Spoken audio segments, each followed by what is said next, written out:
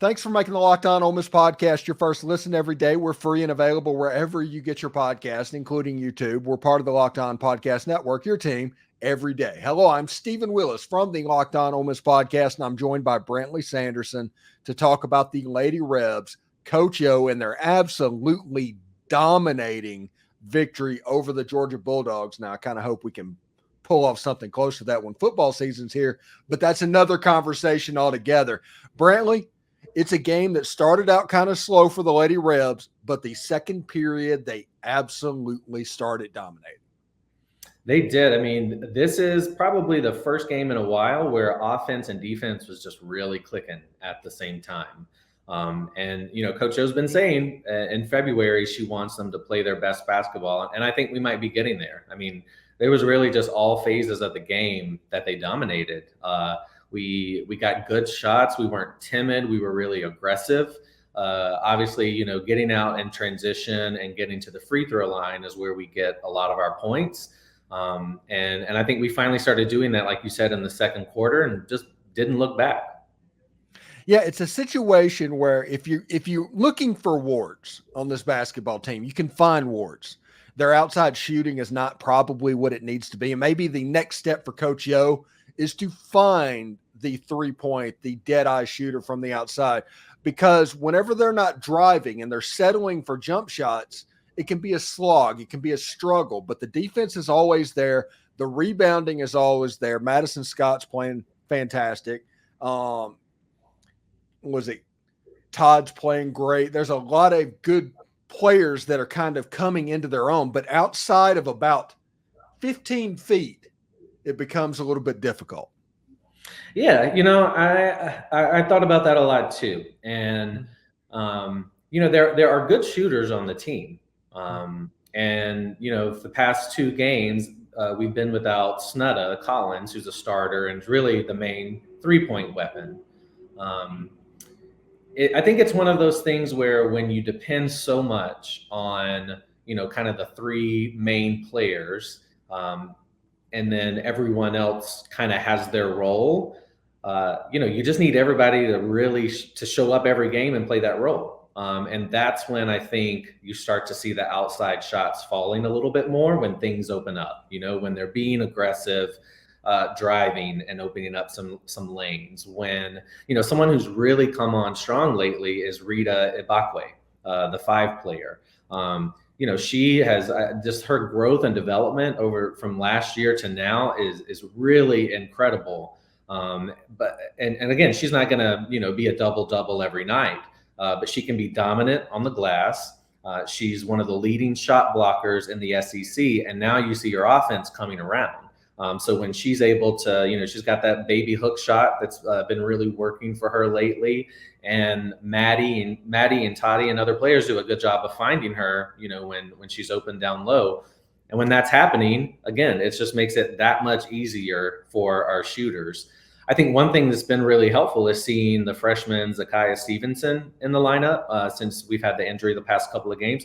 She's a pretty solid outside shooter. And she's not, for a freshman, she is not afraid to let it go. And she's got some good range. So, again, I think, it's just like those little increments. So when they start getting incrementally better, they just all seem to be more comfortable and things just click a lot more on offense.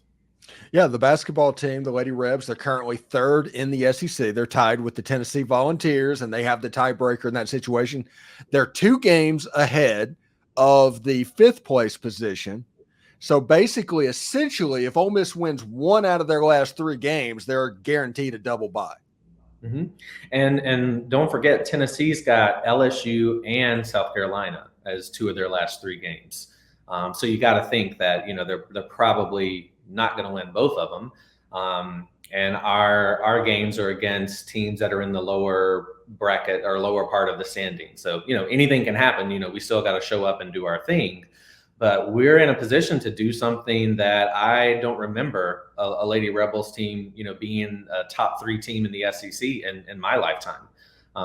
That's huge for so many reasons. Again, I know Coach O mentioned it recently, just not having to play South Carolina to get to the SEC championship game. I think that's what we all want. But it's more than that. It's if you're able to say you're a top 3 team in the SEC, that's got to bode well for your NCAA tournament seeding as well. And then when you look back over the past 2 years, this would be the 3rd year in a row that we finished in the top 4.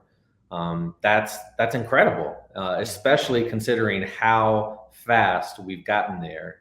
And I'm really excited because I feel like I see the team just getting better every year. I think we're a more complete team than we've been for the last couple of years. Like you said, we've still got some weaknesses, but I mean, every team does at this point. But where we really hang our hat and our bread and butter being defense and rebounding, that's just going to position us really well no matter where we're seated or who we've got to play here in the next few weeks. Yeah, and it's not a situation to where you're like, oh, if this would have happened, we would have made it into the tournament. But the Texas A&M game it is going to be the big blemish on their resume going into the season. That could be the difference, honestly, between a 4 seed and a 7 seed. That's kind of what they're looking at right now, right? Yeah, I think it won't be as bad if Texas makes the tournament, if Texas A&M makes the tournament. And I think right now they're a bubble team. And I mean, to me, they're an NCAA tournament team. So, I would love to have that one back. I know the team would as well. But hey, if that means that we have to play them in the SEC tournament with that chip on our shoulder, then, I'll take that. But yeah, I mean, to your point though, like we don't really have any bad losses. Yeah. And I think that, I think Coach O said last night, we've never won 12 SEC games. So if we win out, I think we're going to be 12-4 overall. That's something that I think we can all really be proud of. You got the Missouri Tigers up next. I think there's a road game at Missouri, at Kentucky, and they get a home game versus Arkansas to close out the season. You mentioned bottom of the standings where they're sitting right now. Now, all of these teams can jump up and get you. That's just the way that SEC sports work. But the Lady Rebs have to like the position they're in right now, and they need to probably get that 3 seed in the SEC. That needs to be their goal so they can avoid South Carolina like you talked about, to where you can go all the way in. But, I mean, LSU is still waiting on them, and if that is the route that you take. Yeah, and I mean, again, I like our chances playing against LSU more than South Carolina. But we didn't play our best game against LSU, but it was still only a 10-point game at the end. And I know we're a much better team. That was only the 2nd or 3rd conference game. So, almost 2 months ago now. LSU is also a lot better right now than they were playing at that point. But we've got Missouri, Kentucky, and Arkansas. And last night, Kentucky beat Mississippi State, which I don't know, not many people were expecting. So you still got to show up. And, Missouri is always a challenge because they don't really play like any other SEC team. They've got a different system. They're really heavy on outside shooters. But again, Kentucky, they seem the past few years, they really play their best at the end of the season and going into the SEC tournament. So we definitely have got to show up, but I feel really good about our chances if we do that. Again, it's 3 games and I think less than 7 days. So I know they're going to be tired. Thank goodness we didn't have to do another overtime situation last night. But yeah, Missouri's on Monday, and then we wrap up things against Arkansas at home the following Sunday. And Arkansas is one of those teams that can get really hot. They shoot a lot of threes. They've got a lot of talent. But again, I'd really like to see us build on these past few wins, and for us to be clicking on both sides of the ball. I can't imagine that Coach O can ask for much more at this point of the season. Yeah, the Lady Rebs are kind of right where they want to be, and honestly, as good as anybody could have them at the moment, sitting at 3rd in the SEC. Because if you're behind the defending national champion and behind South Carolina, that's nothing to sneeze at. They're doing all right, and if they actually play, hey, we're just a couple of days removed from the anniversary of the Miracle on Ice. tonight you're the greatest hockey team in the history of the world. So that can always happen in a one-off type situation, which is what you will be looking for with LSU or South Carolina moving forward. Mm-hmm. And look, when is the last time that we were able to say we finished above the Tennessee Lady Vols in the SEC standings? Like that in and of itself is just something to celebrate. But I know they're not done. I know that like this, this isn't enough for them. But again, I feel really, really strong about our chances here in these last 3 games. And, if we can go into the SEC tournament on that'd be like a 5-6 game winning streak, and people really being solid in their roles. And, at the end of the season, a freshman point guard is not a freshman anymore.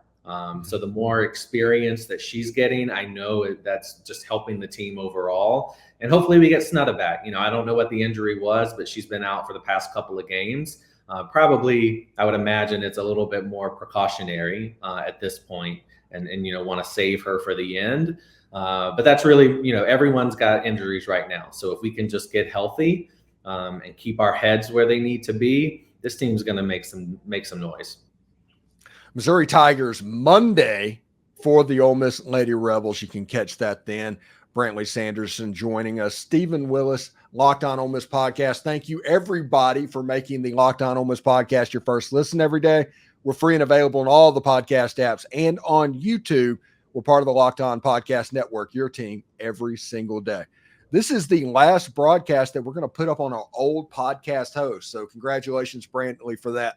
But we've outgrown that host a little bit. So we're going to move over to Simplecast, and those videos are going to show up afternoon on Monday.